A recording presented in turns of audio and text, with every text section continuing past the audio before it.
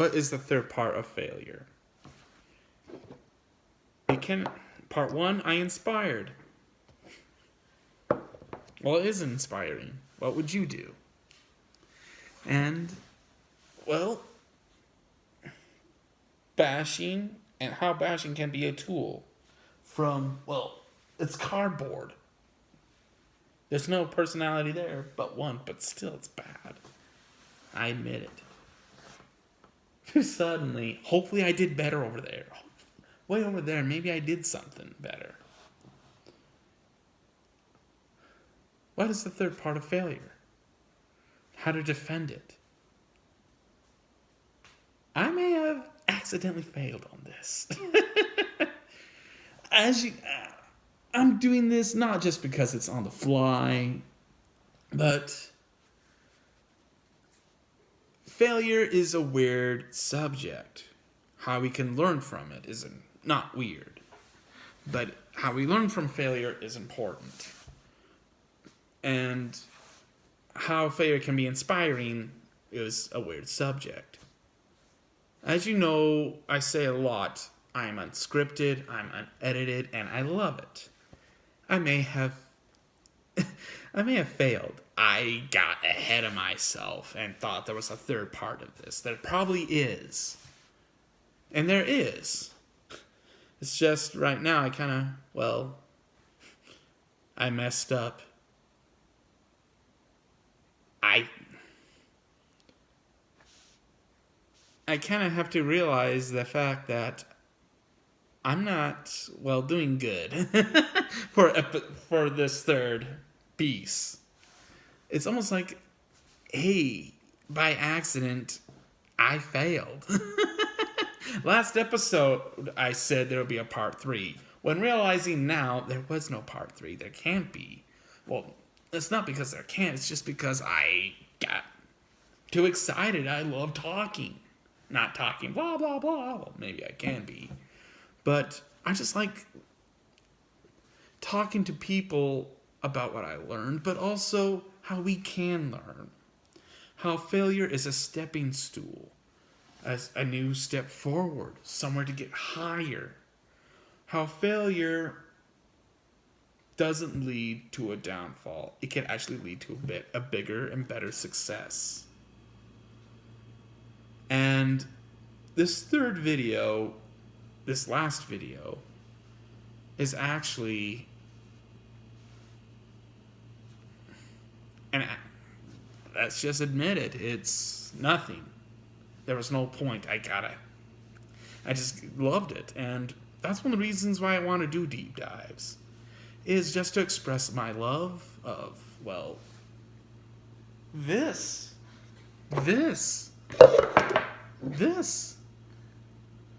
What I love is learning. What I love about living and life is the fact that as often as we trip, as often as we mess up, this video is the biggest mess up so far.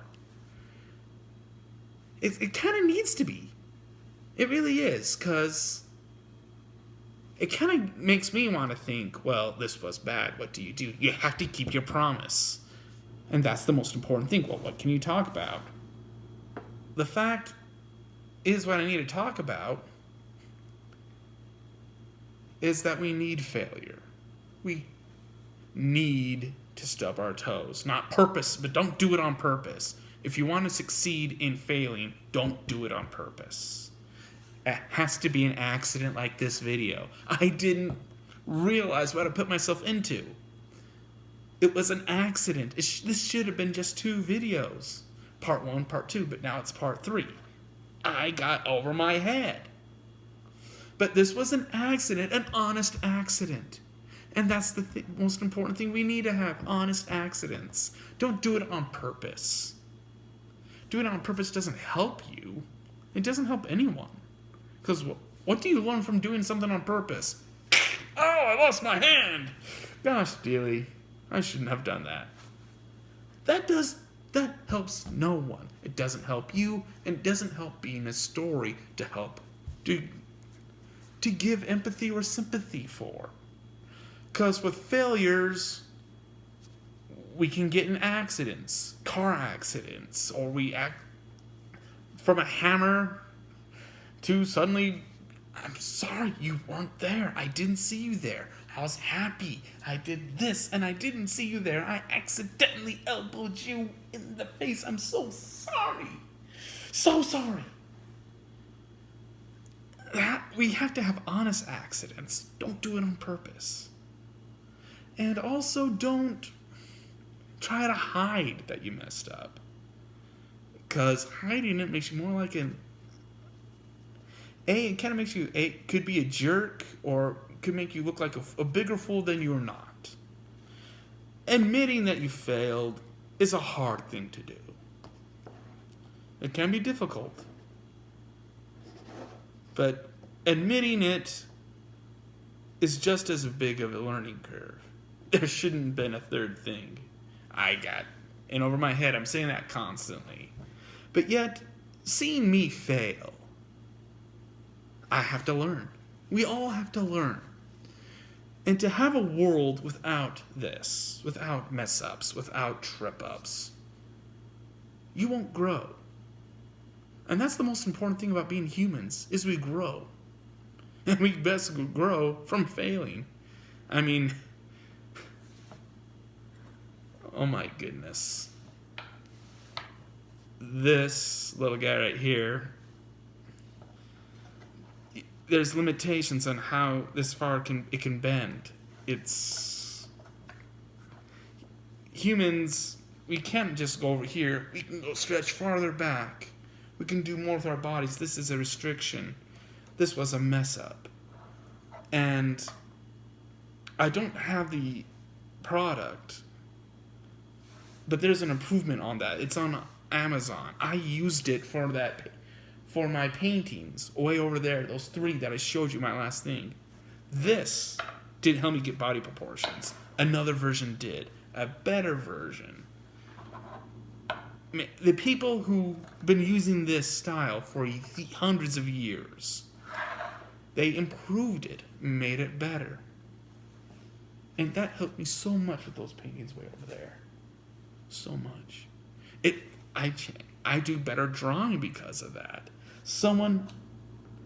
For hundreds of years, we've been doing this, using this for body proportions. And yet suddenly improving on it, admitting it's not that good. Humans are not that restricted. Led to better improvements. I improved. We all improve from admitting it, but also trying to do better. I guess I kind of kept my promise. This third video is important. It was by accident, but yet it is important. Hi. It's funny how things happen when we mess up. And acknowledge it. And admit it. But also try to do better. And don't hide that we messed up. Don't. And I think that's one of the biggest problems of defending failure, is that we have to admit it. And also, when someone personally fails, when it comes to movies, books, art, it's not that important. But when it comes to humans, do you leave those scars and always poke at it or prod at someone and just bash them for the rest of their life because of their flaws? Or do you look over that? They admitted they messed up and they want to improve themselves. They're trying to improve. But what we need to do is to acknowledge that they are improving. Don't look at them back and go, you failed, you'll always be a failure. Go, you failed, yes, but now look what are you. Now look what you're doing. It is good. Bullfrog, you are speaking clearer now. At the beginning of your life, you were hogging conversations. You were almost stuttering with your words. Through failure and acknowledging it, I am now talking. I am now reading. I am now writing. Language impairment that I was born with is actually one of my best tools. It's a flaw that makes me who I am, and it has made me better. And growing up, I thought it was wrong to have this. Growing up, learning about what I had, I felt I was wrong. Well, not wrong as in that I am worthless, but I kind of felt like that. I felt like I was a mess up. But now, looking at myself now, with what I've learned from all of that speech therapy, I feel like I won't be who I am. My imagination, me trying to do something like writing a book.